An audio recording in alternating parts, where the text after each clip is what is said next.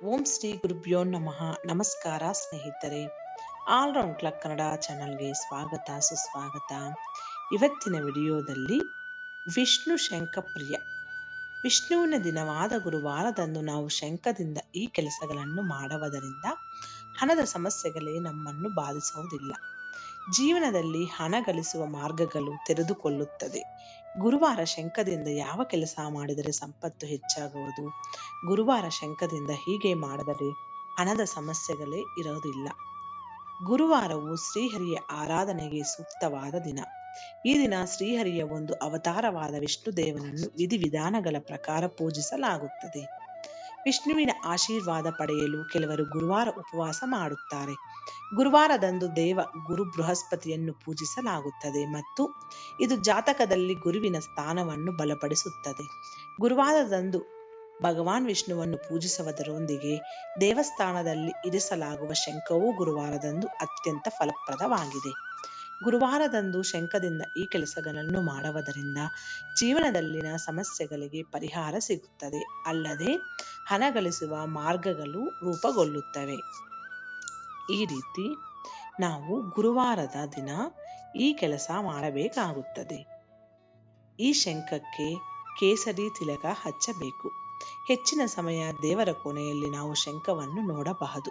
ಶಾಸ್ತ್ರದಲ್ಲಿ ಶಂಖವನ್ನು ಬಹಳ ಮುಖ್ಯವೆಂದು ಪರಿಗಣಿಸಲಾಗುತ್ತದೆ ಮತ್ತು ಶಂಖವಿಲ್ಲದೆ ವಿಷ್ಣುವಿನ ಆರಾಧನೆಯ ಅಪೂರ್ಣವೆಂದು ಹೇಳಲಾಗುತ್ತದೆ. ಹೀಗಾಗಿ ಶಂಖವನ್ನು ಪೂಜೆಯ ಸಮಯದಲ್ಲಿ ಬಳಸಲಾಗುತ್ತದೆ. ಗುರುವಾರದಂದು ಶಂಖಕ್ಕೆ ಕೇಸರಿ ತಿಲಕವನ್ನು ಹಚ್ಚಿ ಈ ಶಂಖವನ್ನು ಪೂಜೆಯಲ್ಲಿ ಬಳಸಬಹುದು ಮತ್ತು ದೇವರ ಕೋಣೆಯಲ್ಲಿ ಇಡಬೇಕು. ಇದನ್ನು ಅತ್ಯಂತ ಮಂಗಲಕರವೆಂದು ಪರಿಗಣಿಸಲಾಗುತ್ತದೆ. ವಿಷ್ಣುವಿನ ಆರತಿಯಲ್ಲಿ ಶಂಖನಾದ. ಶಾಸ್ತ್ರದ ಪ್ರಕಾರ ಪೂಜೆಯಲ್ಲಿ ಶಂಖವನ್ನು ಬಳಸುವುದರಿಂದ ಭಗವಾನ್ ವಿಷ್ಣು ಮತ್ತು ಲಕ್ಷ್ಮೀ ದೇವಿಯು ಸಂತುಷ್ಟರಾಗುತ್ತಾರೆ ಮತ್ತು ಅವರು ನಿಮ್ಮ ಮೇಲೆ ಅವರ ಆಶೀರ್ವಾದವನ್ನು ನೀಡುತ್ತಾರೆ. ಇದಲ್ಲದೆ ವಿಷ್ಣುವಿನ ಆರತಿಯ ಸಮಯದಲ್ಲಿ ಶಂಖವನ್ನು ಊದಿದರೆ ಅದು ಮಂಗಲಕರವೆಂದು ಪರಿಗಣಿಸಲಾಗುತ್ತದೆ ಮತ್ತು ಇದು ಜಾತಕದಲ್ಲಿ ಇರುವ ಗುರುವಿನ ಸ್ಥಾನವನ್ನು ಬಲಪಡಿಸುತ್ತದೆ. ಮನೆಯಲ್ಲಿ ಶಂಖನಾದ. ಹಿಂದೂ ಧರ್ಮದಲ್ಲಿ ಹೆಚ್ಚಿನ ಪೂಜೆಗಳು, ಹವನಗಳು ಅಥವಾ ಆಚರಣೆಗಳಲ್ಲಿ ಶಂಖವನ್ನು ಊದಲಾಗುತ್ತದೆ ಮತ್ತು ಭಗವಾನ್ ವಿಷ್ಣುವಿನ ಆರಾಧನೆಯಲ್ಲಿ ಇದನ್ನು ಕಡ್ಡಾಯವಾಗಿ ಊದಲಾಗುತ್ತದೆ. ಶಂಖದ ಶಬ್ದವು ಮನೆಯಲ್ಲಿ ಸಕಾರಾತ್ಮಕತೆಯನ್ನು ತರುತ್ತದೆ ಮತ್ತು ನಕಾರಾತ್ಮಕತೆಯನ್ನು ಹೋಗಲಾಡಿಸುತ್ತದೆ ಎಂದು ಹೇಳಲಾಗುತ್ತದೆ. ಶಂಖದಲ್ಲಿ ತುಳಸಿ ನೀರು.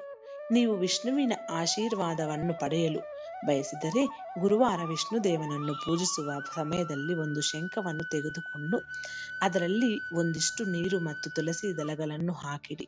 ಶಾಸ್ತ್ರದ ಪ್ರಕಾರ ಈ ರೀತಿ ಮಾಡುವುದರಿಂದ ಜಾತಕದಲ್ಲಿ ಗ್ರಹಗಳ ಸ್ಥಾನವನ್ನು ಬಲಪಡಿಸುತ್ತದೆ. ಈ ಶಂಖದ ಪರಿಹಾರವನ್ನು ಗುರುವಾರದಂದು ಅಳವಡಿಸಿಕೊಂಡರೆ ವ್ಯಕ್ತಿಯು ವಿಷ್ಣುವಿನ ಆಶೀರ್ವಾದವನ್ನು ಪಡೆಯುತ್ತಾನೆ. ಏಕೆಂದರೆ ವಿಷ್ಣು ದೇವನಿಗೆ ತುಳಸಿ ಮತ್ತು ಶಂಖ ಈ ಎರಡೂ ವಸ್ತುಗಳು ಅತ್ಯಂತ ಪ್ರಿಯವಾದ ವಸ್ತುಗಳಾಗಿದೆ. ಶಂಖದ ನೀರಿನಿಂದ ಸೂರ್ಯನಿಗೆ ಅರ್ಘ್ಯ. ಗುರುವಾರದಂದು ಭಗವಾನ್ ವಿಷ್ಣುವಿನ ಆಶೀರ್ವಾದ ಪಡೆಯಲು ಶಂಖದಲ್ಲಿ ಶುದ್ಧವಾದ ನೀರನ್ನು ತುಂಬಿಸಿ ಮತ್ತು ಅದರಿಂದ ಸೂರ್ಯ ದೇವರಿಗೆ ಅರ್ಘ್ಯವನ್ನು ಅರ್ಪಿಸಬೇಕು. ಇದು ಮನೆಯಲ್ಲಿ ಸಂತೋಷ, ಸಮೃದ್ಧಿ ಮತ್ತು ಅದೃಷ್ಟವನ್ನು ತರುತ್ತದೆ ಎಂಬ ನಂಬಿಕೆ ಇದೆ. ಈ ವಿಡಿಯೋಗಳಲ್ಲಿರುವ ಎಲ್ಲ ಅಂಶಗಳು ನಿಮ್ಮ ನಂಬಿಕೆ, ಯೋಚನೆ, ವಿವೇಚನೆಗಳೆಲ್ಲ ತೆಗೆದುಕೊಂಡು ನಿರ್ಧಾರಗಳೆಲ್ಲ ತೆಗೆದುಕೊಳ್ಳಿ. ಮುಂದಿನ ವಿಡಿಯೋದಲ್ಲಿ ಸಿಗೋಣ. ಈ ವಿಡಿಯೋ ನಿಮಗೆ ಇಷ್ಟ ಆದರೆ ಸಪೋರ್ಟ್ ಮಾಡಿ. ಮುಂದಿನ ವಿಡಿಯೋದಲ್ಲಿ ಸಿಗೋಣ. ಅಲ್ಲಿವರೆಗೂ ಧನ್ಯವಾದಗಳು.